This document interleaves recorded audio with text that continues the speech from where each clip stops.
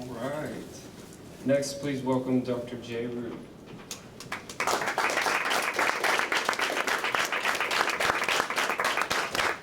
Okay, I need to say first that I had no angst at all when I wrote this.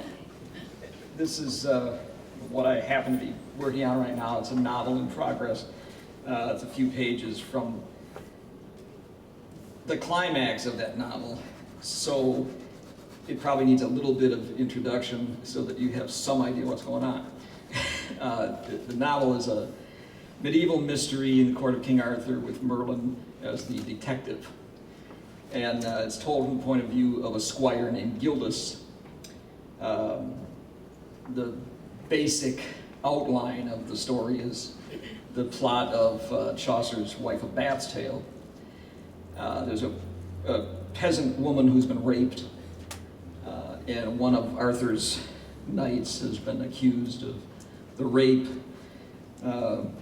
In the novel, Merlin has to find out who the real rapist was because he's certain that the one who's been accused that it was a case of mistaken identity.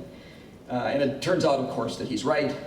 And this is right at the point where Nimue, who's one of the Lady of the Lakes ladies in waiting, is about to reveal in the throne room before a huge crowd who the real rapist was, who also is a murderer because he murdered another knight of the Round Table to cover up his crime. So that's the background here. But the chief villain here, whose chief motivation was to impress his lover and in part to hurt a knight he perceived as an enemy of his master, is the squire who murdered his accomplice Sir Sagramore, the same squire who actually raped Bess of Caerleon, Bertrand of Toledo. Many in the throne room gasped at the revelation. Heads swung around to where people had seen Bertrand standing only moments earlier. Nimue turned her eyes to the same spot, but it was empty. I let out a little gasp myself. I had kept my eye on the figure in the crowd during the entire proceedings, only glancing at the dais on occasion to watch the more interesting developments. But I admit that when my Lady Rosamond took that wide swing and flattened Lady Elaine, sorry, I just had to skip that part, I focused all my attentions on that brief melee. When I turned back to the object of my watch like Nimue, I was startled into action. "Where's Bertrand of Toledo?" Nimue cried. "He must be caught. Find him," the queen commanded as she stood up. "He's a killer and a rapist. Bring him to this court." She was not about to forget that according to the king's own word, it was she and she alone who had jurisdiction in this case. It took me only a moment to notice that the small door behind the king's throne was slightly ajar. Clearly Bertrand, once he saw the direction Nimue's testimony was about to take, had made his way unnoticed to the door and bolted when the opportunity presented itself. "He's gone out the king's door," I cried, pointing to the exit, and several knights went dashing out the door to follow him. Sir Gareth was quick to move. "With me," he ordered, and Colgrevance and I were on his heels as he sprinted out the hall and outside.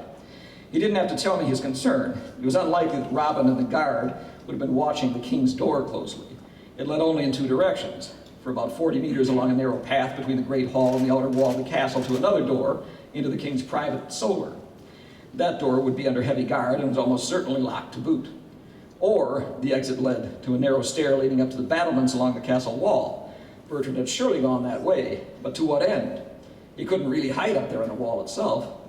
We dashed out the door and I looked to the wall. I saw no one along it, but Gareth shouted to Robin, "Train your arrows on the wall! Bertrand of Toledo has escaped along the battlements." "He must have headed for the Barbican," Colgrevance called out, and we began running in that direction, with Robin and several of his men at our heels. A shout from the guard tower above the gate made it clear that Colgrevance had been right. What we had counted on in our revelation of the truth of Bess's assault and Sir Sagramore's murder was the element of surprise. We expected to catch Bertrand off guard and to surround him and disarm him in the throne room itself, keeping the archers outside just in case he was able to force his way to the door. What we hadn't counted on was someone with a well-organized escape plan. In retrospect, maybe we should have. This was a calculating rapist who had been ready to let an innocent man be hanged for his offense, a cold-blooded killer who had lured a doughty knight to a secret place and murdered him, hiding his body in an archery butt. How could we think that he would not have an escape route well thought out in advance of his accusation? Before we knew he was gone, Bertrand had been out the back door and up the steps, running at top speed along the wall, while the rest of us were still trying to figure out which way he had gone. By the time Sir Gareth, Colgrevance, and I were shouting to Robin to watch the battlements, Bertrand had already surprised the guard in the gate tower, and as we discovered, had rushed past them and leaped from the tower's opening onto the drawbridge, which he seems to have known would be open. "Stop that man!" Robin was shouting to the guard in the tower, who had been knocked over by Bertrand's well-aimed thrust as he ran through. By the time the four of us arrived at the gate, Bertrand had whistled for his horse, which he had left just on the other side of the moat to facilitate his escape, and was beginning to ride off at a reckless gallop.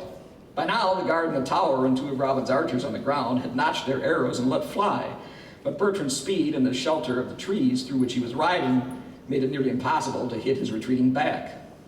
"You will not get away," I heard Colgrevance growl on my left. In a kind of berserk madness, he began to chase after the fleeing horse, his sword held high. "Not after what he did to Bess." Colgrevance is in love with the Bess, I forgot to mention. I shook my head for a moment, and then I noticed standing in a clearing on top of the hill toward which Bertrand was galloping, a knight in full armor riding a jet-black destrier. By now I could see that Bertrand too had noticed the armored knight on top of the hill. The knight, watching Bertrand ascending the hill, now turned his horse toward the squire, proffered his lance, and began moving slowly but steadily toward Bertrand's own horse.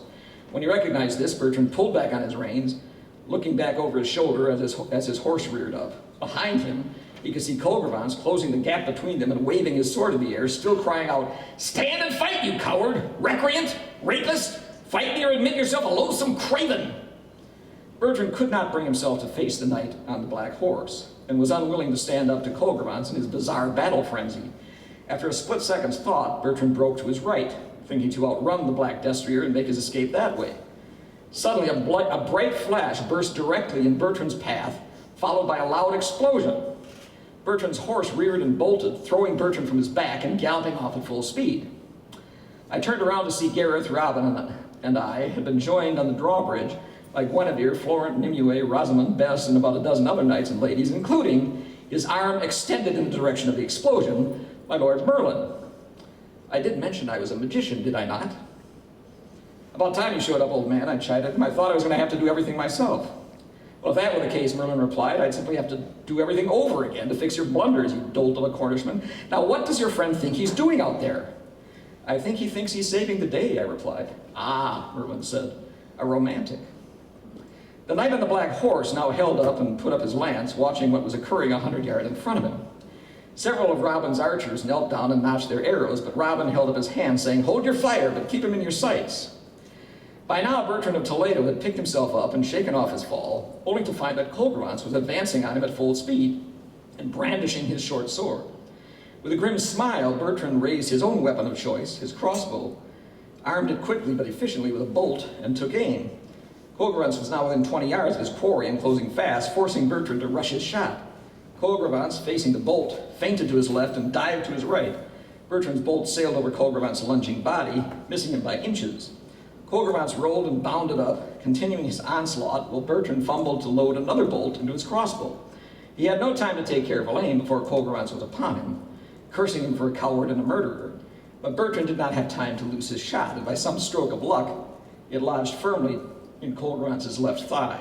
With a cry of pain, Colgrevance went down, but not before he swung his short sword in a mighty upward arch, sending the crossbow flying into the air in several pieces. But as Colgrevance fell to the ground, Bertrand drew a rapier from his sheath on his belt.